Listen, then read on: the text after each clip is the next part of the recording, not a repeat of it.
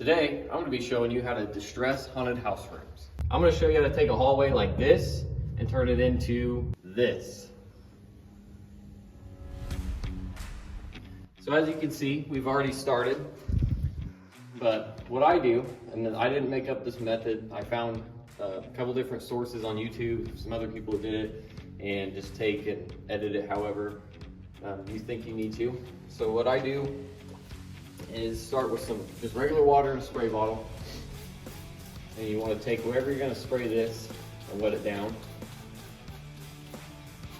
You can wet down the whole wall if you want, wherever you want paint to be and drip.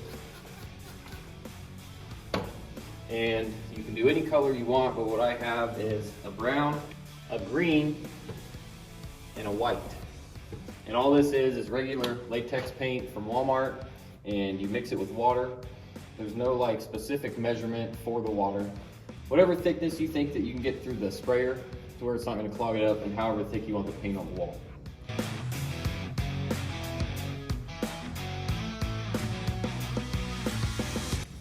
So what I always do is I start with the brown first, and you're going to want to put it on like a mist if you're wanting this type of look. So you're just going to mist it across the top, and see I'm going to connect it into here.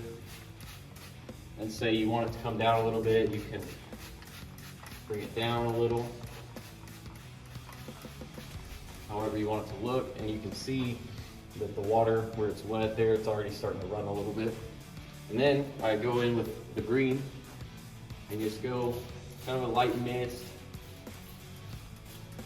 just go over it, just what you did with the brown.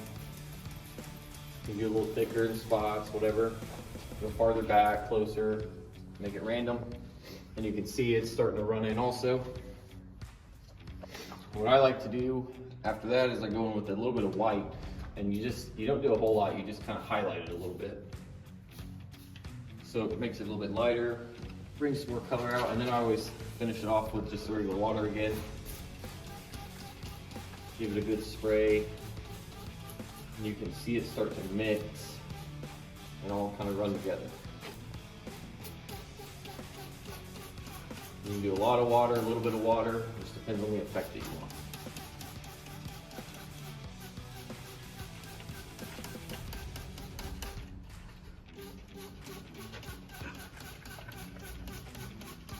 And then I don't like the drip, so sometimes I'll just kind of keep washing those out until they quit running down.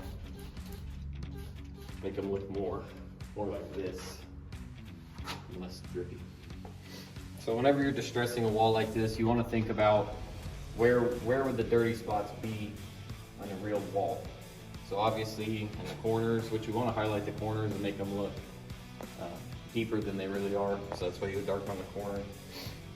And whenever you're looking at it, obviously, so it looks weird whenever it's just clean wall to the floor. So I always like to take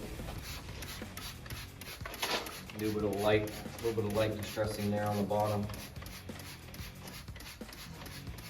where things would hit and rub, or dirt would accumulate on the wall, sometimes come up in some spots.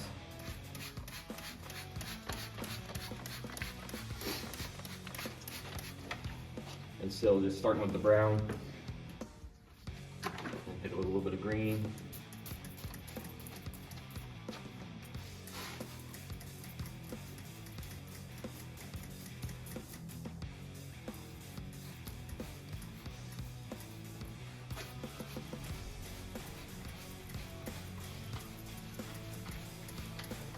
And just darken that up a little bit.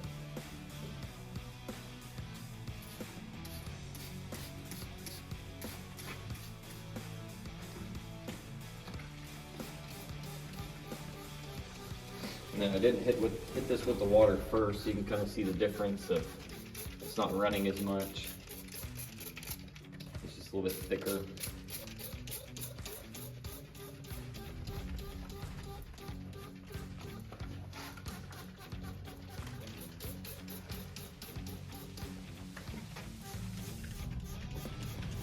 And if you get thick pieces of paint like this, you can get a little bit closer, water it out a little bit more. You don't want big, thick things of paint on there that look weird.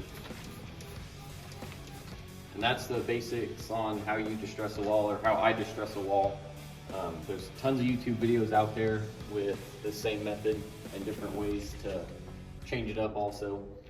But this is just how I do it now, and obviously I vary it on different walls and whatever. But I've just taken little tips from those other videos I found and just put them into different spots as I see fit.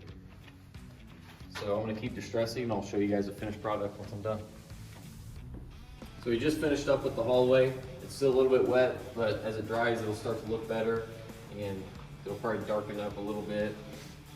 It looks kind of shiny right now because it's still wet. That is how we at Trepidations distress our walls.